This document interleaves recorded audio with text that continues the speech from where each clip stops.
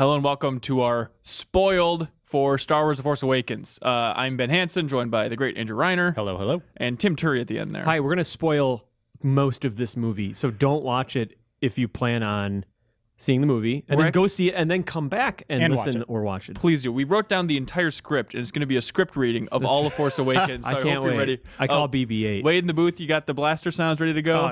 Oh, Pew, pew. So, again, spoilers for Force Awakens. The point of this chat is to talk about everything in this movie. Yeah. Full heads up. Do you guys have sort of like a bottleneck feeling about like where you even start? A little bit. So here, let's set the scene here. So we all went to A planet.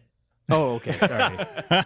We all went to this movie last night. We saw it at the same showing, sat right next to each other, and then after it was done, it was like Beetlejuice, where they had the zipper on the mouth. Yeah. And we did not say a word. That's true. We got in made our a cars. pact not to give anything until this podcast here. Right, in the name of the Game Informer community. While we were being hugged by our friends after seeing the movie because they were so ecstatic about it, I returned some of those hugs. I don't generally hug people when I'm in a bad mood, but I think that's a good place to start. Is just like, I think I really liked that movie. That was a fun movie. Reiner? It was a fantastic movie. I enjoyed the hell out of it. Right. Okay, so let's try and get the scale of who liked it. You said least fun, to which most. fun is the thing you can call Jurassic World. You know what I mean? That's a great point. And That's a great point. This is leaps above Jurassic World. Okay. Let's just get reviews out of the gate, and then we can get nitty-gritty stuff. My overall impression of this movie, I think it was fun. I think I admire the hell out of the effort for going for that retro aesthetic. I think they did a really, really good job and did something bold, which is great. It left me a little more emotionally hollow, I guess, than I expected. It didn't hit me that hard, and I have some nitty-gritty complaints, but overall, I liked it. I liked it a lot. Yeah. I think I'm with you there. Okay. I really liked it. I have some things that are like a little like that I didn't love, but they weren't like sewn into every part of the movie. They're like little pull-out things where it's like, oh, I didn't love that part. Yeah. But like overall, I mostly am just left with like a lot of questions that I'm excited to talk about, you know? Yeah, Reiner, where you at, man? Right there with you guys, and I'll add, I'll just kind of summarize it in, I haven't had this much fun with Star Wars since probably Return of the Jedi. Being a kid. Really? Yeah, so it was like, those prequel movies, I mean, don't hold a candle to this. So as far as Star Wars media, you feel like a game hasn't even come close to what this did for you? Okay. I mean, J.J. Abrams, the director, he nailed, like Hanson was saying, the look of it, going back to the classic one, but also like the humor and bringing mystery back to Star Wars. Right. Like, this is the big thing. I was sitting in my car driving home after watching this, and just like, there's so many different wrinkles in there of things that... Yeah. There's like you want a whole new prequel trilogy. Exactly. That fills in the gaps there. You're left there wondering like about Snoke and like Kylo Ren's motivations, and there's lots of questions still. And it's almost as if there's enough gap in between Jedi and this one for a new Chronicles or Saga movie in the future, you know, something like that. Is that happening? No, it's not planned yet, but there's still so much room. I'm sure 40 years from now we're eventually going to get it, But I mean, I think the biggest... other than like the ending and some characters' backstories and stuff, which we can get into, I think like it's a weird place to start. But the time was really thrown in your face the most is with Maz, is that her name? The pirate lady? Yeah. With the lightsaber. It's like, how'd you get the lightsaber? It's like, oh, that's a story for another time. Yeah, exactly. Just moving on. There's parts of it, and this is not a flattering comparison, but at least they address it. Like, it's a story for another time, and then the mysteries with Snoke and like why Kylo Ren and the First Order are even care about this and turned on Luke. Like, it reminded me of like watching Terminator Genesis, where I was like, "That is Terminator Genesis spoiler." Who sent back the main Terminator? Like, who's the main Terminator? Like, why is he back here? There's some like really core things. And what was her name? The yellow lady? Maz. I hate starting off the podcast this way, but she's my least favorite part of that entire movie. Maz Kanata. Yeah. She did not do it for me. I mean, have you seen The Incredibles? Do you know Edna from The Incredibles? Because it's basically that character again. I felt like the voice didn't match her. That's the thing. It was a really interesting choice not to have an affected voice or a filtered voice or anything like that. It's just basically the actress. I forget her name now. It's Lupita? Something like that? Yeah. But it's just like her playing it totally straight. And also...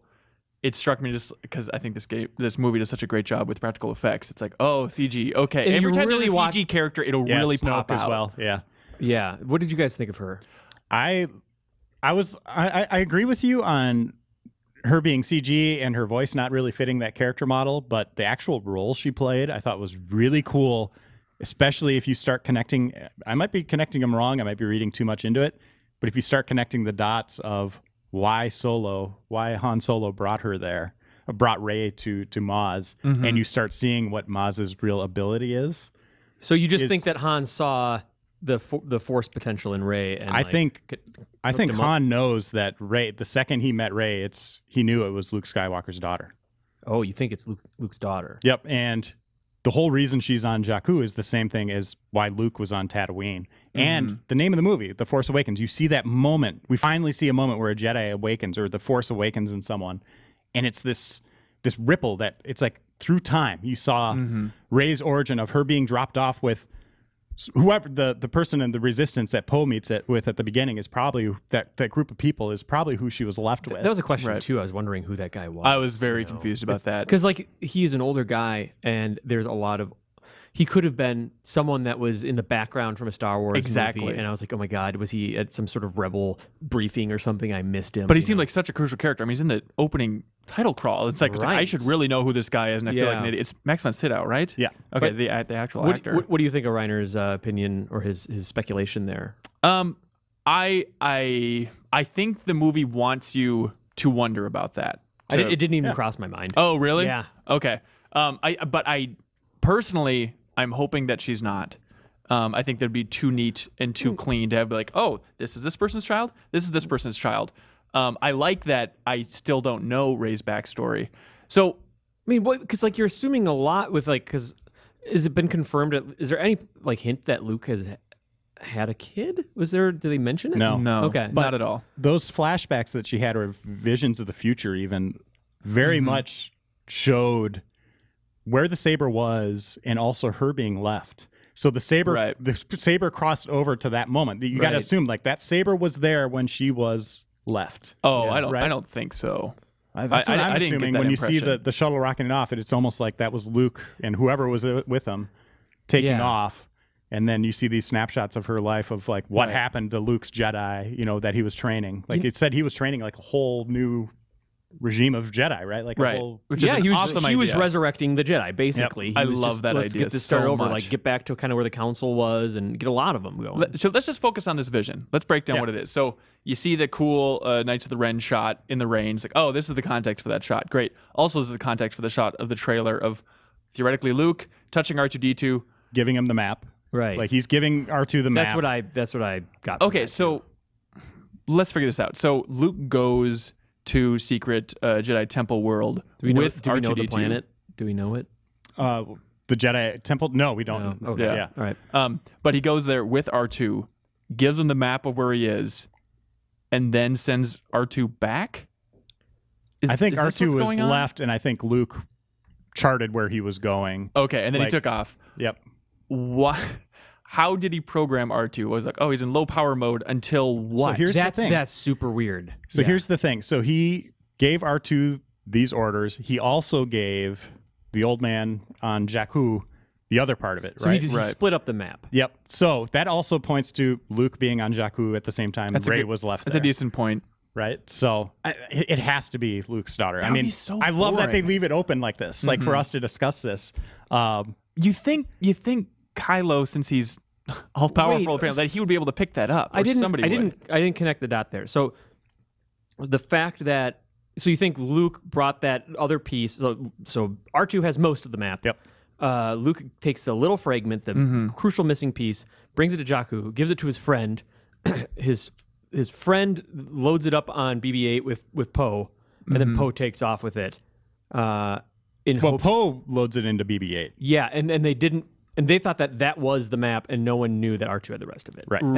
So R2's in low power mode, clearly programmed somehow to click in as soon as Rey's around. Was that the first time Rey and R2 were kind of around? So. This might sound super crazy, but I have a feeling that maybe Luke activated R2 or Leia's having this moment in this ripple in the Force might have. They could have been talking to it. Luke and Leia could be maybe talking. Yeah, like through the Force. That'd be an interesting idea. But it seemed like after. Should we just dive into this moment? I mean, keep keep going. I Yeah. feel like everything. I feel like there's a lot to unpack yet. And there's still so much yet to get to. After Han Solo is killed by Kylo, and Kylo completely converts to the dark side. That's kind of what's implied, right? Like, you need to help me get over this light side, these feelings. Mm-hmm. At that point, you see Leia kind of fall over almost. She does her thing that she did when... Like Obi-Wan. Yeah, exactly. When Alderaan was destroyed. Right. I think at that point, I think that's when R2 was kind of like resurrected. Like, yeah. Okay, you need to find me. This is getting out of hand. Because clearly it wasn't when BB-8... Because like they go out of their way to show BB-8 try to like, hey, what's this guy all about? Let's check this out. And like, it's not just having those droids next to each other. Like they went out of their way to say that that's not the condition that would satisfy R2. I was unclear with the Leia stuff if it was a recognition in the Force, or if she just had some sort of communication or some sort of like video feed from the base or something like that. I was a little bit unclear exactly how she knew. Yeah, I think it was the Force, which is cool because you got that hint in Return of the Jedi that she had it as well. And how about that scene where they go out of their way to say like, the Force is a magical power. Like they're just like back to Maz Kanata. Yes, I really like that. I know it's very fan servicey, but it's just like this is how this works in this universe. I like that. I liked re-explaining the Force that way. Is going back to the Maz point, it's weird that character does it. It's like I like the idea of her being around so much and she understands trends in the universe and whatnot, but it's still a weird character to be like, look, I'm not a Jedi, but like we need somebody to explain this crap to you, so I guess it's going to be me. She was the first point I felt disconnected from like the where this story was going and who's who. Like she's a very different character than we've seen in Star Wars before, where it's implied that she might be very strong in the Force in ability to read your mind. No, and she does magnifying lenses. Right. That's all. But she does that through like reading your. She says like reading your eyes. Like she sees into Finn, but she also really sees into Rey, what's going on, and obviously Rey is led by the Force down into the cellar where. That's a spooky scene. I liked that scene a lot. I did too. Yeah. I thought that the little wooden box was kind of hokey, but like, that was the only thing that stuck out. Is like, oh, that's kind of cheesy. But like, I liked everything else about that. The vision, the way the vision was, the way that they stitched those visions together, I thought was fantastic, and I really enjoyed that. And it also gave meaning to like, I'll become more powerful than you can ever imagine. Like Obi-Wan saying that, like, what does that mean? You never really know. Like, man, the Force is just in everything. Like they say, it's like in everything, the future, the past. Right. Like, it seemed like it's all just connected. Like you have visions all over the place. It was super cool. Couple notes with that. First of all, am I nuts? Like, Obi-Wan said the word Rey, right? During that vision. Did you guys hear that too? It sounded like Alec Guinness, or it sounded like going like, Rey. I didn't hear that. Wait, or is John Lennon. Did Obi-Wan say anything? Obi-Wan's voice was... During the vision, I could be totally wrong, but I didn't hear that my at read all. is that I thought I heard Obi-Wan sounded like saying the name Rey. I didn't hear that. It was so rapid fire. It's like, it reminds me of like the beginning of a Mission Impossible movie where they show the entire movie where it's like, wait, I want to break down everything here. But talking about how powerful the Force is, something I didn't realize till afterwards, I think is really interesting, is when Kylo was in Rey's mind reading it, and he mentioned, like, you see an ocean, you see the island with the ocean, you dream about it. That is the end of the movie. Yeah. And he didn't say there's someone waiting for you or anything. Yeah. Like, so it's like he didn't connect that Luke was there. Right. He thought it was just like her fascination. But he's seen it, back so on it's Jakku. like theoretically he could have an idea of where to look. So let's get back to Rey's backstory, because I think there's a lot to unpack here.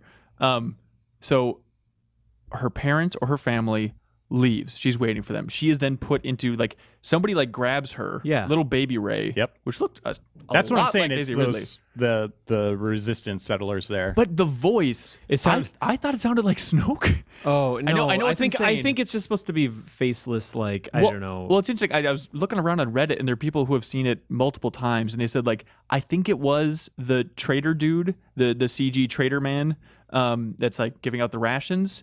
And then, like, you hear the voice, and then someone's like, I saw it a couple times, and it totally does sound like that guy. And that also explains how she knows the lineage of the Millennium Falcon so well. The guy that was giving out the weird, like, bread. Right. So if that was her owner or somebody that was involved in her caretaking, that's how she would be on top of the whole Millennium Falcon, like this to this to this to this. Right. She knows exactly how that breaks down, and I guess. Have complete knowledge of all technology in the universe, down to knowing how to open a switch on the Star Killer and hide that she can hide inside. That is my biggest problem with this movie. Okay. Well, who else's DNA was very capable of doing things with droids and technology?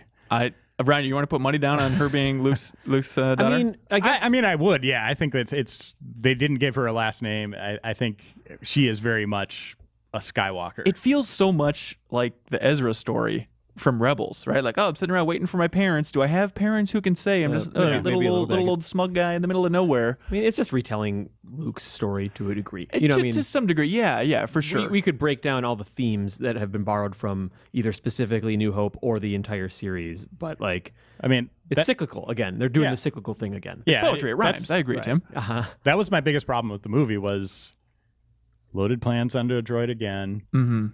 Girl abandoned on a desert, but really a desert planet again. Weapon blows up planets. It has a secret weak spot. Father-son showdown. Cantina. Premonitions. That was the one point of the movie where I was just like, really, we're doing this? Is like, it felt the Starkiller base, which is like... Yeah, let's break that down. A Death Star, like 10 times the size of the Death Star, 20 times the size of the Death Star. Mm-hmm.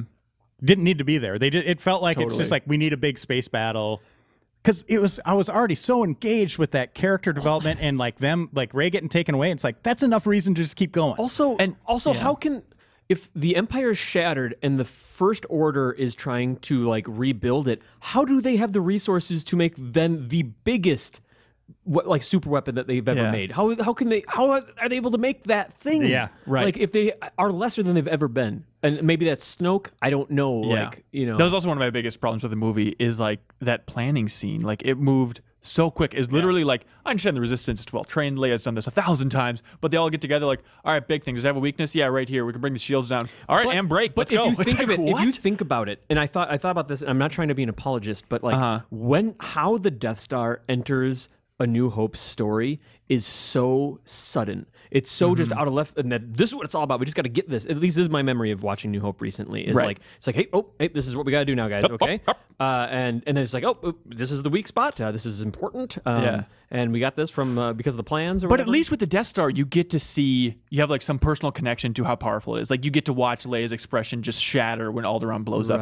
This, it's like, this can kill a bunch of frickin' planets. And then spreads out, kills all these planets. You see a shot of some weird guy going like, oh, what's that red guy? And then that's it. But they didn't tell us what blew up even. The Republic. That's the thing. Did they earn that? They blew up all the planets that supported the rebellion. Basically the home planets of the Republic. But what were they? One of them kind of looked like Coruscant, but totally. I didn't know. Yeah, that's what was so confusing. Is like, and then they kind of shut the door on like what another interesting facet would have been for them to earn the Starkiller blowing them up would be to show how the government has rebuilt. Like, what's democracy like in this world? This is my big question, Reiner. As a lore man with Star Wars, they mentioned the Republic, and like Republic is helping to fuel the Resistance.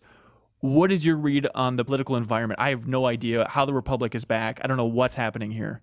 Yeah, it felt very fractured in terms of kind of like I don't want to go too much into our politics today, but it felt very much don't like get me started. of just having different factions within the Republic, right? Like this kind of growing thing, and I could almost see the First Order being something that kind of splintered off of that as well. Oh, so you think it's actually like a political movement within the Republic? I think so. Yeah. So it's not that they're at war.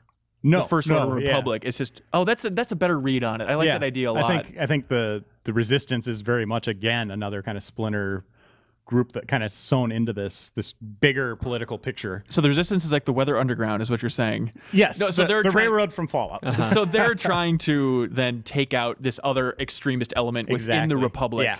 That's kind of what I got. And then the official Republic is fueling it to be like, let's squash this. So the First Order is the remnants of the Empire, which is weird because there was something called the Remnants. Yep. And then they're trying to like fall in line, and the rebellion is a part of the Republic, which is like, no, they can't fall in line. Like they're just going to try to take us over again. Yep. And so they're trying to like attack them. And so it's like, it's very much this old blood that had seen what happened before. Like we need to. I mean, Admiral Akbar was there, by the way. They never mentioned that is Admiral Akbar. Akbar. And Nien Nunb, like he has like he mutters something as he runs out. I love that stuff. You know, that was great. Those are great cameos, but that is very much old blood, and Leia knowing, you know, like this can't happen again. So she's the general of this very small Resistance pocket off of the Republic. All you gotta do is see a dude with a red lightsaber, and you're like, oh, this isn't done yet. This isn't about government. You know what I mean? Right. You know, the dumb moment I think about is like, it's like, oh, it's just like the Death Star. Oh no, hey guys, here's the Death Star. Here's this planet. Well, you know what? You know what I did appreciate about that is because I didn't think growing up as a kid, and even now, I don't think I appreciate how much bigger the second Death Star is compared to the first. Oh, I don't think I have a frame reference for that even. It's the second Death Star is way bigger than the first, but they look exactly the same. And then now you have the Starkiller, which is like the same shape. Right, it's a sphere. And so I know it's corny, but as like an exposition, like appreciate the size of this thing. Let's go. Sure. Okay. The one thing I'll add on this though is the ripple effect is going to be interesting to see what happens in episode 8. 100%. Because the Republic now, First Order, whatever you're doing now they are definitely 100% enemy number one. Right. Yes, totally. That is what I thought of. And this is a weird analogy, but we're on a video game website, so I'll go with it. It reminded me of Metal Gear Solid Ground Zeroes, where like the end of Ground Zeroes and the destruction of that base, it's like you see it when you're playing that game, like, oh, this is a crazy thing that happened, and then it just kind of moves on, right? And then Phantom Pain, it's so much about the ripple effect of that. Whereas like blowing up those planets, like, yeah, it was that one weird thing, didn't really have a consequence, but I'm totally with it. I think that's going to be a huge point throughout the rest of the movies. I trust the episode 8 to do a better job of follow-up on like, because Alderaan just blinks out of existence and no one really talks about it ever again. You know what I mean? This felt like way more massive. And also the Starkiller is a really cool super weapon. Okay, let's talk about it. Seems so literal. So like, okay, Starkiller base, obviously taken from Luke Starkiller, the original name and whatnot. I love how literal it is though. Death Star. Like, I mean, it's just Star Wars. I know, but the Starkiller, like, it just sucks stars out and kills them and then absorbs the power and shoots it out. It's great though because it was cool. I mean, it's cool science fiction, right? That's something you haven't seen. It's like they're actually eating that sun to power this thing up. It's totally. It's like the biggest scale sci-fi spectacle Star Wars has ever had. And it's so like at its core, like it's also that super cheesy philosophical thematic thing where it's like they are harnessing the life of the solar system to kill planet, and it's just like it's so heavy. It's heavy-handed in that classic Star Wars way. Also, I love in the end when they're sucking the light out. They're like, "All right, when the sun goes down, this thing's gonna be fully powered," and then it completely absorbs the sun. And then it looks like it's like 7:00 p.m. outside, like in the woods. Like, it would be pitch black. But in the entire galaxy. It made this the Solo Ren showdown like when the shadows are cast and like the sun is sun is blocked out, and then beautiful. That's like when like that was a really really cool shot. I love that shot, and what made it better, I thought was a really smart move, is having in the speakers behind us the sound of a baby crying. Oh no, there was a baby in our theater 6-month-old during that moment. Yeah, we had to stand in. We waited in line for like 2 hours with that like the couple with the baby in front of us, just like staring at this ticking time bomb. Oh boy, yeah. But it was actually all right. The one thing I'll say about Lawrence Kasdan as a writer, it's like walkways and large bottomless chasms, like, stop. Like, if the second I saw that, I was like, I don't know if that's Kaz. I think, JJ, clearly you mentioned like the similarities. Like, he wants to like, at the same time, I was like, uh-oh. They are, what happened, the moment, so I saw I'm assuming you all did. As soon as you knew that Ren was related to Solo, you knew that Solo was dying. Like, I knew Han was dying right away. Yeah. And then I was just wondering when. And they get to the part of the Starkiller where like Chewie and Han are going to set those charges, and then they come out, and it's like, oh, the visual language of this set is reading very Empire Strikes Back to me, like just the geometry of everything. And then you see the giant walkway, which is just like this cartoonish extension of the part where Luke and Vader show down, and Finn and Rey have their balcony seats up top. Like, what's going to happen down here? And it's just like, all right, here we go. Totally. Like you didn't see it coming? I didn't think they'd go that far. I loved it. I thought like Vader chopping off his kid's arm. I was like, that's badass. You know, that's crazy. You're a bad dude. But this was just like stabbed right through the heart. I got in my head though. I'm like, Harrison Ford probably wants to get out of here. Totally. You know what I mean? And he wanted out of Return of the Jedi. Hey, I've got to go. And he did such a good job. He did a great job in this movie. He did such a good job. Before we get to that, let's talk about this death in particular. For me, it was like the second that Han was like, Chewie likes you. Talking to Rey, I'm like, all right, done. Like just as dead as can be. Yeah, like it's way too clean. And then also, I mean, there's so much Han time. It really was the Han Solo movie in a lot of ways. Like, it has to be building this. Obviously, she knows the ship so well. Like, you talk about feeling emotionally hollow. During parts of that movie. That movie resonated with me in a lot of moments. At a couple moments, yeah. But it was one of those things where it reminds me of, this is maybe a weird analogy, and hopefully it's not too morbid, but like, have you ever been to a funeral or a wake for someone, and it's like the reactions to people losing that person is what hits you harder than 100%. actually seeing like oh my gosh, like coming to terms with it. And like that's like, you know, Chewbacca losing it and stuff like that. Yes, when he just and starts blasting. Like, that's that was it. And that's that. And then it also has another part where Chewbacca's just in the Falcon, like just having a rough time. And that's where it hit me harder, I think. What got me, that the Chewie like just unloading, like that was the moment where like where it hit me emotionally. But what got me more was when Leia saw Rey get out of the Falcon and she gave her a effing smile, just like this little smirk. And like that was it for me. Like, okay, done, you got me. Yeah. That got me emotional. And this is a weird thing, but I genuinely got emotional in the final, or like when the X-Wings flew in on the snow planet. And this is dumb, maybe political, but when there was just a female X-Wing pilot, when she's just like checking in. Like the first time I saw that, I genuinely got choked up. Like, that is awesome. I love that. The whole death got me, and then the whole reactions of Chewbacca.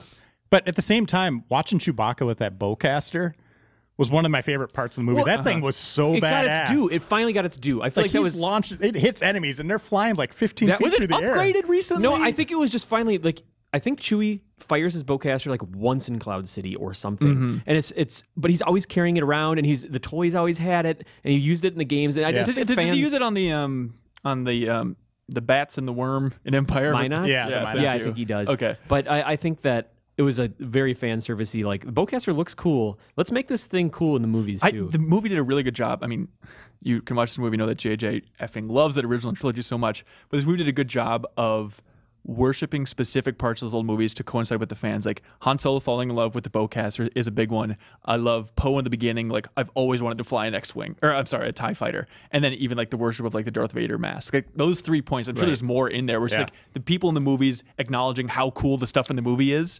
Also, the thing that I love they did is like, you know, we have the part in Empire where Luke is knocked out and freezing, and Han uses his lightsaber to like a utility knife to cut open a tauntaun.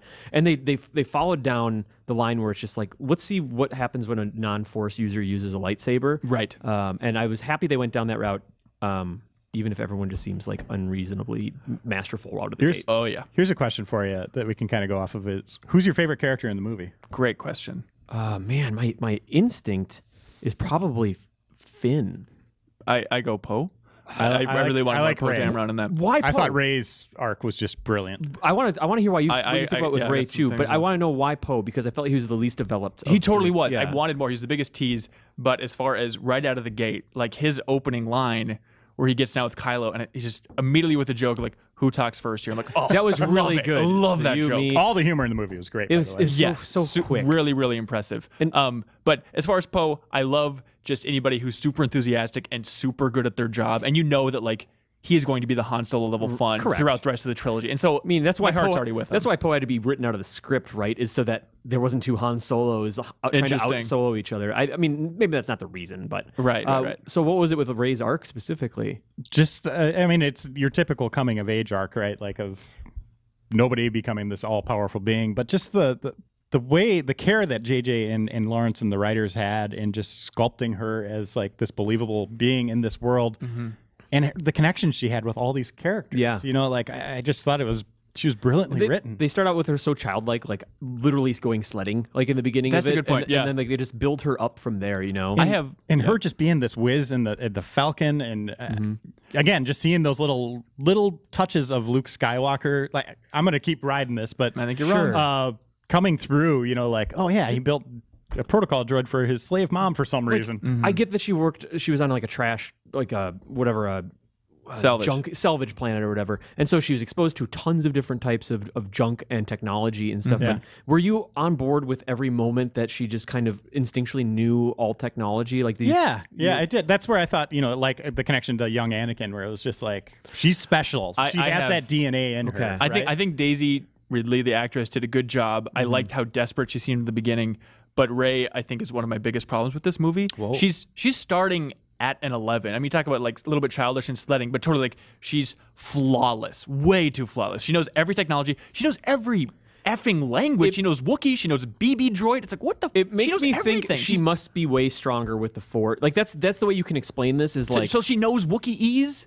Come on. I don't know. I mean, like that's a tricky thing. Like I'm willing to believe someone knows Wookiee because there seemed like there was all sorts of people on that. It was like a Mos Eisley almost level city. So maybe she knows Wookiee. That's fine. Han Solo is not the only person that needs to know it in the world. But I think like where that really started to like her being this tech whiz was one thing. I think that I can forgive that enough, and I want to say I really like her as a character. But I think it was just the fact that she was able to start using Jedi mind tricks and that and she all this knew stuff. how to do like that she even knew to do it. But she seemed very up on the lore of Jedi, and which I'm really curious how. It's like she's on some podunk planet, Podunk Dameron, and yet she knows like, oh, Han Solo, the famous smuggler. I love that better when they're like Han Solo, and he's like the war hero, the famous smuggler, like two different. But Chewbacca's reaction to that of just this like whatever. Was the best. Also, okay, we'll get to that smuggling scene in a bit because let's keep going on Rey. Yes, totally. But I lost my train of thought. What were we talking about? We were talking about how she knows everything. She knows the Force. Okay, this is my number one problem with this movie. Is the easy Force. I hate it. I hated it in Rebels. I like Luke to be special. Clearly he's special. They make him seem like a big deal. Well, it's earned. It was earned through clumsiness. 100%. 100%. And for her to be like, I don't care what your bloodline is, wherever you come from, to have no training with the Force, and then to be able to do Jedi mind tricks without any training whatsoever. Forget the lightsaber stuff, which you can get into later. It's just complete BS. It made me so mad. Like, when she was like, I see it differently than that. I think it just means that she's. I think it means that she's really good. It's lame. I don't want someone to be really good at it. I get it. And the reason that Luke, being able to like use the Force better in Empire is because there's time between those movies that you can fill in the gaps with your own mind. I'm not forgiving this movie for that, but I think and then she just closes her eyes at that one point, and then that's what gives her. It's garbage. I think garbage. Hated that. I think garbage is a strong word, but it rang as a little false in my mind. The thing it reminded me of was like young Anakin. I go back to the prequels, and this makes the prequels look a little better in my opinion. Is being able to do pod racing where no human could, and just having this gift of doing it, and it's not talked about why, right? It's just he has something going on. That's fine. I know George that was tried with to the go Falcon into, in the beginning. Like that's fine to show that off. I'm totally okay with like, oh, she's a hell of a pilot. That's a completely different thing. But that awakening moment, like I said, where you finally see like she's hearing voices, all of a sudden she sees everything, and that moment where Kylo's in her head and she's back in his. Right. I think there's a lot that's taken from that. There's like a lot of back and forth, and I thought that scene was so beautifully done. Where cool. They spent a lot of time just showing a shot of Kylo, a shot of her, a shot of, and just the different intensities on their face. I think she pulled a lot of knowledge from Kylo at that moment. I would accept that. Also accept like long distance, Luke is trying to fuel her in some way. Those are like the two explanations. Or that when she was a kid, she was trained in some way and knows something about the Jedi, even though she plays it kind of dumb. Yeah, that could be. The tricky thing we started off like talking about, like on this spoiled that. What we love about this is mystery. And I think that we bring all of our perceptions of what the Force is and how you earn it and how you use it and how you get good at it. We brought those all into episode 8 or episode 7 here. And now I guess one thing that I think that we can accept that it's a mystery why she's so good with the Force. And maybe hopefully that'll be explained with her and Luke, starting to train and stuff. And maybe, Luke or if they like, don't, that's fine too. Like I love that there's this air of mystery over this whole thing. Sure. Yeah. But it's a tricky one because they don't explain. They don't even acknowledge, like, hey, she just closed her eyes and suddenly she's better than this dude. Or she can... I know that he was wounded, but, like, yeah, I love it. He kept on hitting his... Okay, that was amazing. Great. Yeah, he was just so pissed off. He was hurt. So good. But, all she does is close her eyes, accept that the Force... She accepts the Force in her as a guiding factor. But then she's suddenly able to, like, come back against this guy who had been trained by Luke Skywalker and killed all the Jedi. It made me so mad. Yeah, like I did. She has the pole in the beginning. She knows how to move and fight people a little bit. Like she kicks ass. I love that moment, by the way, when she's kicking those two guys' ass and Finn's running up, and then it's kind of like awkward. Like, oh, okay, all right, just kind of looking around. But totally with you. But like back to like the Jedi mind trick scene. For that to be your first act as a Jedi, like I loved it. When she first tried it, and the guy's like, nope, Daniel Craig. That was Daniel Craig. That Stormtrooper. How'd you find that out? It's Entertainment Weekly has an article on it. But I was so excited when he's just like, nope, shut up, whatever the hell he says. It's like, why would I do that? I was like, okay, great, because I can't wait for this to come back in episodes 8 and 9 and her to kick ass at it. But then she'll just be like, oh, you just close your eyes and try again. This thing that's incredibly complex that, in my mind, I only want like the higher level Jedis to be able to do. It made me so mad. I mean... I think that we have like varying degrees of reactions to that. Right. I think, Ben, your feelings are. I thought that I was being pretty hard on it, but you're going way on the other end of it. She was too flawless. I want her to start lower for all of that stuff. And then the other side of that, we'll get to Finn real quick, but Kylo Ren was great too. Yeah. And did you guys hear what Han Solo called him on the bridge? Ben. Ben Solo. Yeah. So I was like, whoa, okay, that's cool. Yeah. But so named after Obi-Wan, presumably. But when it's he was confusing. fighting, okay, we'll get back to that. when he was fighting Rey, though, it was almost like a kid like picking at a fly, like trying to pull the wings off. He'd almost had this like weird, sick sensation to it. Like he wasn't trying to kill her, but he was like just really seeing what he was like. It's like what it was in front of him. This is a weird one. It's like when you watch two people play Street Fighter and like one's way better than the other, and it's just like there's an opportunity for like me to really try my good combos on this piece of. I was waiting for more of that, but the fact that he got hurt several times to the fight, that's what made me mad. Like if he's just playing with her and testing her, I was fully on board for that, and then it made it clear that it was not that. Like he actually was going for it completely. But when you asked about favorite characters, I completely blew it. Kylo Ren completely blew me away. He's really good. Awesome. I don't know if you guys had a similar mindset to me, but the moment I feel like the entire movie theater froze up when they saw him take his helmet off because he looks unlike anything you'd expect, and it's. But then you just start to accept him as like a more temperamental, uneven Vader. I love it. And it's that like angsty sort of like people call him like Darth Emo or whatever, but like it works with like the unpredictability. So like Vader is already kind of unpredictable. This is just unhinged. And you just think about his past too. Like that kid is messed. Oh, and like up. how bad like was Han, like. I get like what I really like about the reason that Han and Leia aren't together is that like it's essentially the death of a child. 100%. And like they get a divorce basically because of the death of a child. Because I mean that's like a number one. That's a thing that happens when those tragedies strike families. But it's like then it makes you think like how bad of parents were they if that's even part of the point? Like because they both clearly still absorbed in their work and like and like they just offload him onto Luke and then Luke is like can't bring it the rest of the way. And then that sends Luke off too. Like this kid just all like you said, the death of the kid just rippled throughout this entire universe. And it made me so happy to see basically the temptation of the Force from the other side. I thought that was probably my favorite part is him like struggling, like I can feel these light feelings inside of me and I don't want it. And like basically, I know they talked a lot about it in the preamble, just about, no one's truly evil, say things from a different perspective. I thought the First Order did a good job of that. Sometimes they go over the line, like, just tone it back. Like, I want to kind of be on your side, First Order. Oh, you mean the complete leaning in on Nazi iconography? Right. That scene in particular. I always get heavy. Like, they're even called stormtroopers. I get it. The connections have always been there, but the red banners behind them, raising the hand. Right. The raising that fist was like, I was like, oh my goodness. It was insane. But what I did like about that scene was it seemed to me like the First Order gathering all their tanks, like the analog to tanks, the TIE fighters around, everyone's here. It's like, look at how powerful we are. But I'd like to imagine like that's it. That's all they got. Yeah. That'd be fun. Also, the movie giving us a new dark power, like a dark side power of him just freezing the bullet, time, in midair. I was just like, oh my. That was the first really jaw-dropping moment in the movies when he freezes the laser. Yeah. Okay, that's it. When he grabs Rey in the woods and she just gives like the full lock up. It looked so cool. It looked really, really good because it looked like they used some sort of like stop frame or whatever it is, or I don't know. It looked like they used some different type of like classic filmmaking style to pull that off. But the other, you're talking about new powers, but like pulling thoughts out of someone's head. Right. Like you don't even need an interrogation droid anymore. Right. Totally. And that's it's better than Vader. He had one, I love that plot that like. And the idea that the Supreme Leader is like, you idiot, you had the droid with the thing, but he got cocky and like, I can read her mind. I'll just take this. But I love that idea. And this Snoke, you talking about? Yes. Yeah. But the rationale in my mind for why he was so bad with the lightsaber at the end and losing to idiots after you said being trained by Luke Skywalker. I like the idea of like Luke focusing much more on the mental abilities. And like maybe that was a huge part of the training. Like why would he train Jedis to fight necessarily if like theoretically all the Sith are dead? Let's just focus on expanding your mind. That's my dumb rationale for why he sucks so much with that lightsaber. I mean, I don't think you have to go a long way with him being wounded, I think like, and then also just the stylistic thing that Abrams like these are going to be a little bit more brutal, visceral, heavier melees. Yeah. Also, that scene is so awesome.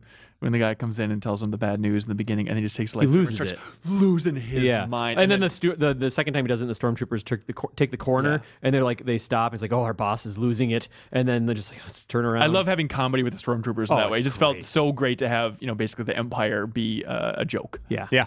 But Finn was right. I guess you see Solo going down, and he's going to be the comedic kind of roguish guy It's moving Poe, forward. I Right? think. What was so on Poe too. Finn's side, I think, was just seeing the stormtroopers come down and attack this village and just slaughter. And it's just like classic stormtrooper. And then you see one, and you know it's him if you've seen the trailers, and you just start to hesitate and be like, oh, this is messed up. Also, smart, just filmmaking wise, to have like his friend reach out and touch him with the blood in his hand, so always have him marked. It's so smart. It was a very smart way to mark him, and it was just like being able to humanize someone who came from the side of the Empire that wasn't just like Darth Vader at the end of. I mean, that's something that like the books, the expanded universe, flirted with, like Solo having been part of the Empire for a while, and it was just that plus like. That actor just selling the enthusiasm. Yeah, John Boyega is amazing. Boyega just did a fantastic job and like so fast. And man, that one of my favorite scenes with him, this is so good, is when he's trying to win over BB-8 and they just do a quick thumbs up to each other, and then just out of nowhere, BB-8 has like a little thumb lighter that comes out, and I fucking lost it. Oh my god! But also, BB-8 a million times cuter than he probably. I don't understand how they did that. Right. My favorite moment is after they come out of hyperdrive on Starkiller Base, and then they're like, "Okay, what are we gonna do here?" Han Solo, Chewbacca, and Finn, and Finn's like, Han Solo's like, what did you do here? And he's like, sanitation. Yeah, right. Yeah. But there's this quick wit here where it's like, sanitation. Like, he pins him against the wall. He's like, there are people's lives. The galaxy is like, the fate of the galaxy lies in our hands. He's like, oh, we'll just use the Force. Yeah. I love that. And he's like, that's not how the Force works. But then they added another joke on top of that of Chewbacca just going, and he's like, oh, you're cold. Yeah. Like all in quick succession. I was like, that was really good. That was one of the brilliant. One of the funniest moments is when Han says this. So good. It was really works. good. But at the same time, like that was a total Han move, just to be like, we'll figure it out. Yeah. Right. Yeah. But Finn, so I like the idea of him just being a coward out of the gate. It's weird to me that he's spent his whole life being raised theoretically within the First Order to be a stormtrooper. Doesn't even have a name. Well, they give you that like stripped when I was a baby. The Empire or the First Order stripped us as a baby. It's like, whoa, we got to get into that too. But then it's crazy because it's like, well, how does he know about Han Solo and like the Jedi? Like, who's telling him? How loosey goosey is this First Order after all? Because it seems pretty loose. Just Captain Phasma walking in like, hey, put your helmet on. Whatever. Oh, we need to get into Phasma. Oh, we're getting into Phasma. But the other thing that's interesting about you brought up just like these kids, and maybe this is because like. I turned 30 this year. I feel a little older, but not terribly so. But here's where I'm going with this: is that the First Order, like I can't remember the name of that general. Hux. It seemed like him and Ren were kind of vying for power and favor with Snoke. Oh yeah. They both seem like pretty young dudes, compared to the classic trilogy. But I love the idea that like the Empire was slaughtered so badly that now it's just like they basically have these kids. Yeah. Like that. Interesting. Like we have to lean and rely on these kids and like. They're not kids, but like they're young, But they're not just like recruits brought in. Like they stole these children, and turned them right. Like Snoke, like whoever this Snoke guy is. Like there's a lot of stuff with him. Yeah, you'd think there'd be more people defecting than Finn. Maybe it's just the fear. Yeah, it's weird that he stands out so much. I want some reason why he stands out so much. Maybe explained later on. But I liked that. I think the only real reference to the prequels, if you want to call it that, was they're like, oh, I know we should have gone with the clone army or some line like that. Do you remember what that was exactly? When they're talking about like when Finn, escaped or whatever. There's some line where it's like, oh, I don't know why this is more effective than a clone army or something like that. Yeah. Interesting. Yeah, I didn't remember that part. But Phasma, man.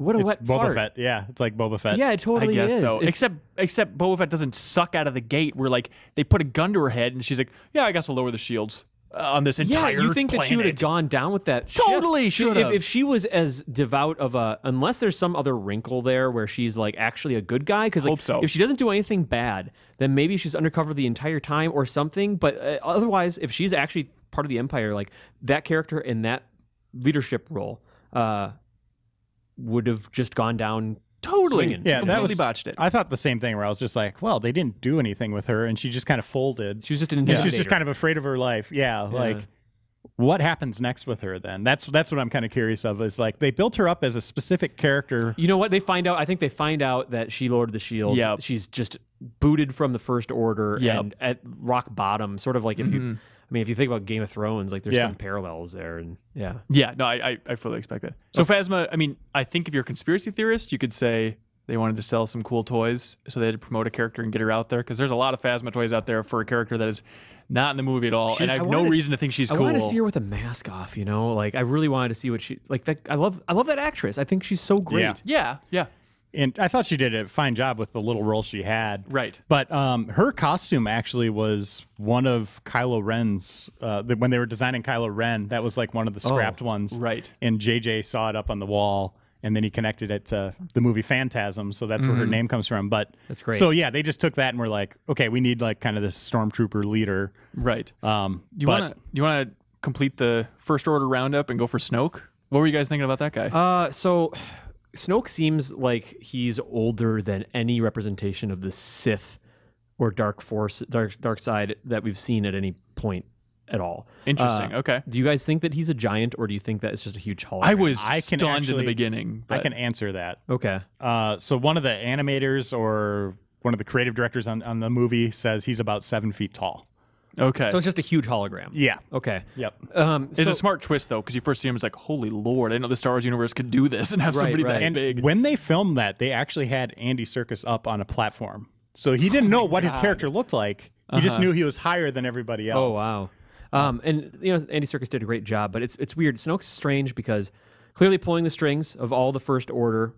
Is he on board with the First Order taking power? Does he just have his own dark side agenda? Is he trying to resurrect the Sith? They say Sith in this movie, which was... when did that come up? I guess I swear to God they say Sith. I thought they were talking about it. Yeah, which is... Well, they did. I remember Maz Kanata did when she was talking about the history. Like, first it was the Sith, then it was the Empire. Right. I don't think in the original trilogy, did they say Sith once? I can't remember. Question. I can't remember. Okay. So don't hold me on that one. But we'll did look at it. Obi-Wan say Dark Lord or Sith Lord when he was talking to Luke? Dark Lord? He may have said Sith. He could have. But regardless, I think Snoke is like clearly had gotten in contact with Kylo Ren at some point while he was undergoing training and pulled some strings somehow to like start manipulating him.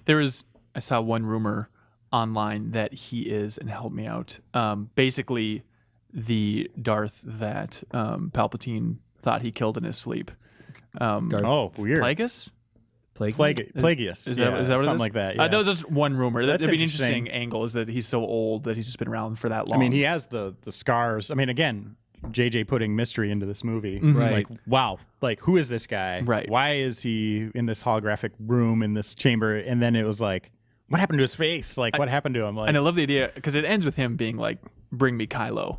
Like, we're going to finish his training. And so I love the idea of Episode 8 being this duality training of Snoke and Ren and then Luke and Rey. And then they'll show down eventually again, you know. Right. But so do you think like... they'll be equally matched again. Finishing his training, what do you think that means? Does that mean... Because in Sith, like the expanded universe, Sith Lord means that one of them's got to die. Yeah, and let's think about the role that Kylo Ren has in this movie. Is he's just kind of a part of this, a cog of this empire, but he also has his Knights of Ren, which you see in that flashback, which is like not in this movie at all.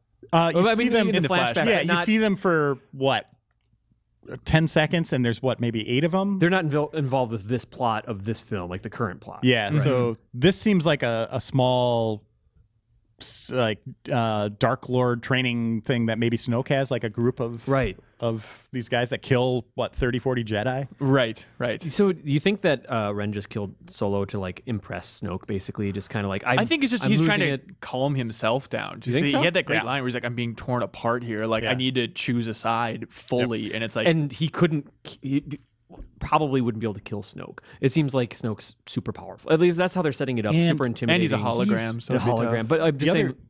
Oh, go ahead. I'm just saying it was easier for him to kill Han. Like the dark side's easier to go over to, right? So. And he's obsessed with it. I mean, you see, like he's in his chamber, like with very Shakespeare-esque with the helmet of Vader. Cool. But I think you said like Snoke gets a hold of him. I think Ren probably sought out the dark side.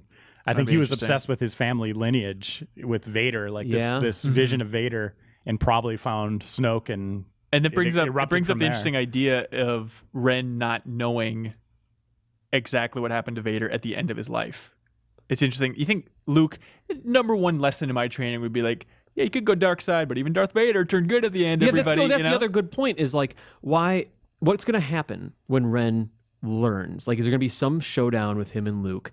And that's not true. It's just like, your grandfather went to the light like afterwards. He went to the good side, and you have already gone too far beyond that. Like your idol is not what you think he is. Right. It's going to be an interesting moment. And so sure. it must just been like, it's such a myth. Like the Vader thing must be such a myth that people, just like whatever religion are just going to believe what they want to believe about the reported truth. So that's one part that it would be interesting. It's an interesting fold. The one I want to see is Daddy's gone, but Mom's still around. Oh, what's Mom gonna do with Kylo at this point? Like what's Leia's involvement? Yeah. She said the last thing she wanted, she said bring him back. Yeah, right? but I mean now it's like, what do you guys think of Carrie Fisher? She was great.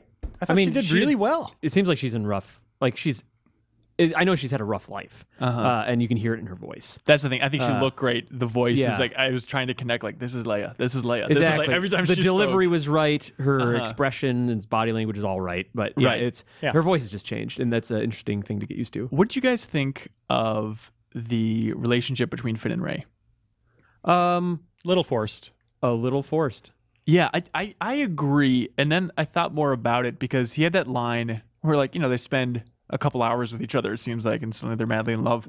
But there's that line where madly in love's a stretch. I think it's still ambiguous. But where Finn says, like, "Oh, no one's ever looked at me that way," and it's like, "Oh, this is dopey." But then you think about, like, no one's ever looked at me this way, because she was looking at him like he was a good guy. Yeah, because it was the first time that he wasn't part of the First Order, and he's recognized. That's how I read it. Okay, I think there was a double layer to it. I've been thinking about, like, his upbringing, where it's just been all negativity and basically this militarized training his entire life, and then having somebody that he connects to a little bit, and also Rey being alone with a bunch of weirdos in a desert for her entire life. Yeah, both of their lives find meaning at the same time. They're united through this one thing. Yeah, you could say that the hug is ambiguous. It could go either way of just like, hey, you're finally something good in my life. And they did a classic thing where, like, it seemed like Finn was going to take that to the next step in the conversation, but something happens with the Falcon. And Also, they did the classic thing, which is just the Star Wars thing of, I gotta go now, baby. Oh, no, don't go. All right, well, goodbye. Take care of yourself. Right. I'll see you in a couple minutes. Just like immediate turnaround. Yeah. Finn walking out of the pirate bar was kind of like, eh.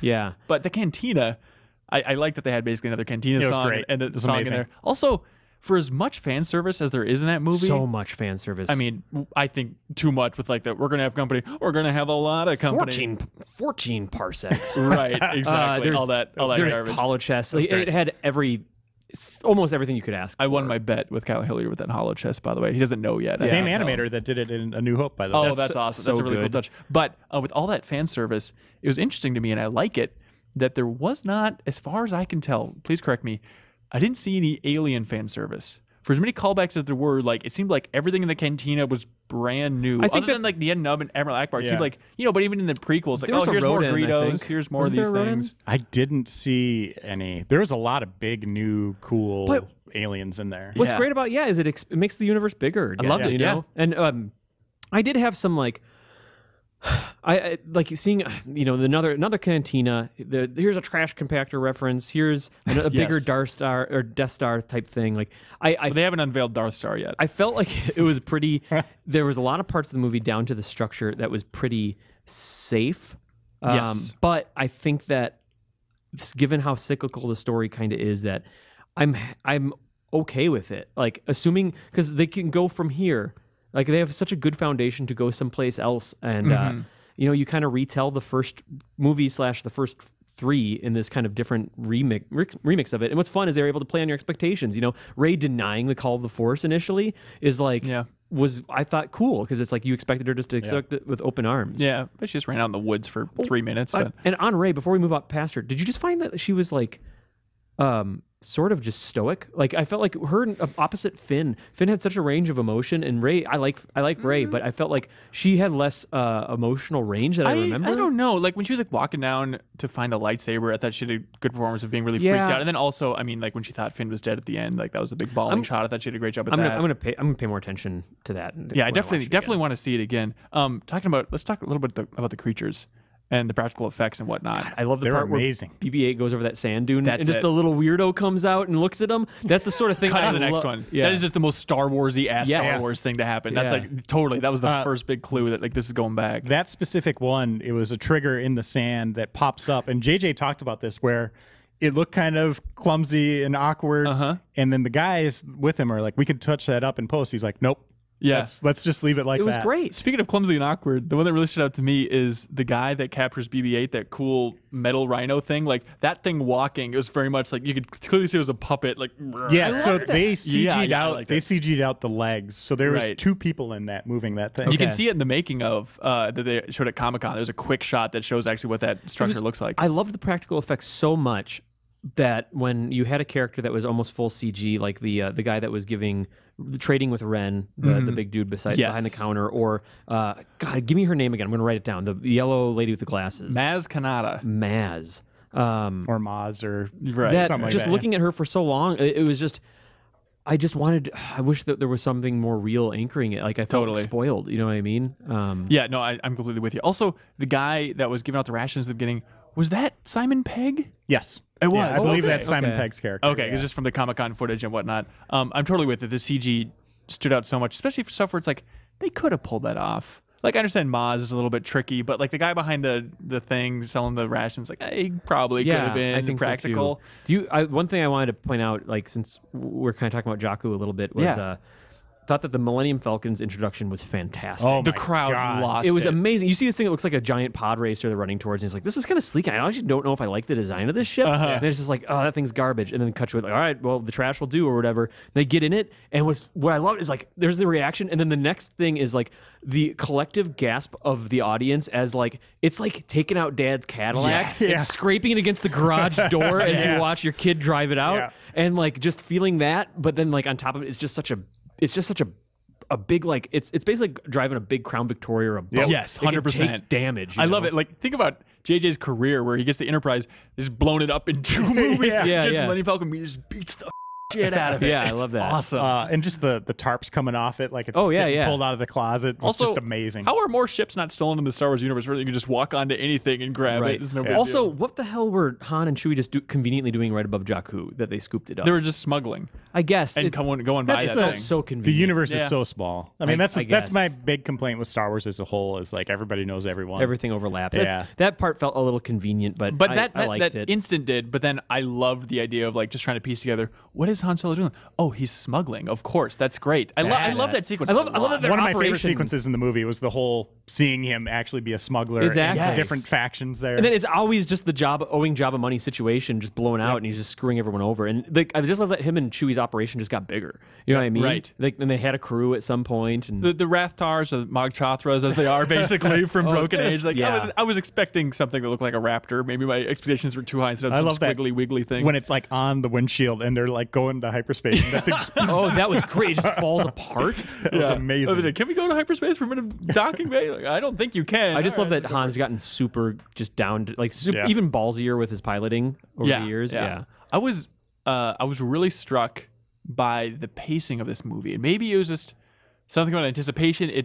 It felt slower than I expected. Like, especially like some of the early stuff on Jakku. Like, I'm all for it, but I noticed it mentally. Like, oh boy, this is feeling a little bit slow here. It reminded me of A New Hope. I mean, if you watch A New Hope, I just watched it last week, and it's like, whoa, this is a lot slower than I thought. And they spend a lot of time on Jakku, which is why I know the name of the planet. I know about it, but I had a harder time keeping sense of place in some of the other spots. Like, so the place with Maz is like one planet, and like basically that planet only exists to have her bar there, and then also be the First Order attacks. Yes, that's what happens there. Right, and then they leave and go to wherever the rebellion is with Leia.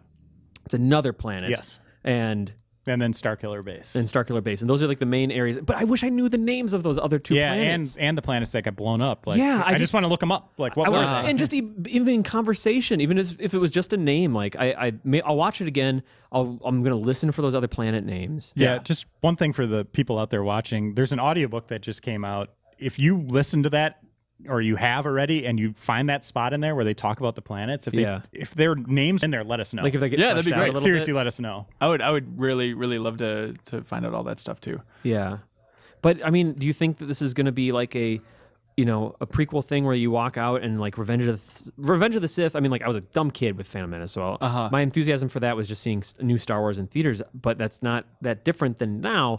I feel like this was not like. This isn't like you can't have a perfect Star Wars movie after the trilogy. It's never going to mean as much to anybody. It's never going to be the same thing.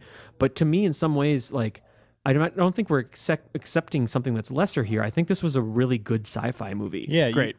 You had some really great origin stories, amazing humor, and we were the action was fantastic. Like every time Chewie, like I said, like when Chewbacca, I was like tearing up when Chewie's like going nuts, but then he's shooting this bowcaster, and I'm just like starting to like cackle in my brain. Like, it's so good. Also, I love that they play after like that. Maybe one of my favorite jokes also was just when Chewie was being patched up, and the doctor was treating him like he was a little kid. Like, all right, you're doing such a good job. I loved that. Just weird Chewie jokes. But I feel like, we look back on the prequels, and we had so many questions, and it always seemed just kind of like, what the hell was going on with this thing? Who thought of that idea? And now we're asking these questions that are hinged on mystery. Yeah. And I feel like we're left scratching our heads, but in a good way, I think. Yeah, Did you guys like the final shots of the movie? You like where it ended? I loved it, and I think it paints a very different. Like, you're not going to Empire Strikes Back. Like, they're not following that arc. Like, we're going to, like you said, like these parallels, and maybe you got the Yoda training from Empire, but you were gonna have hopefully they show us like what's going on in the dark side, and then I mean, the Snoke's connection with, like you're saying, like being older Sith, Luke going to like the first Jedi temple. That's cool. Like, what's that? So I think we're going to see both sides of the Force in detail in this next movie. I'm hoping so. And I'm excited then the Republic's reaction to that's going to be huge. I Order. cannot wait just to have a boatload more Luke. Like Luke giving the training. Oh, training is like my favorite thing in the Star Wars universe. That's why I'm so angry about the lack of it. But that last shot was not just Luke reacting to seeing his lightsaber. It's reacting to seeing his daughter with I think his it was lightsaber. reacting to seeing another human being and a strong Jedi user. I think you could sense that, like, oh, she might not be.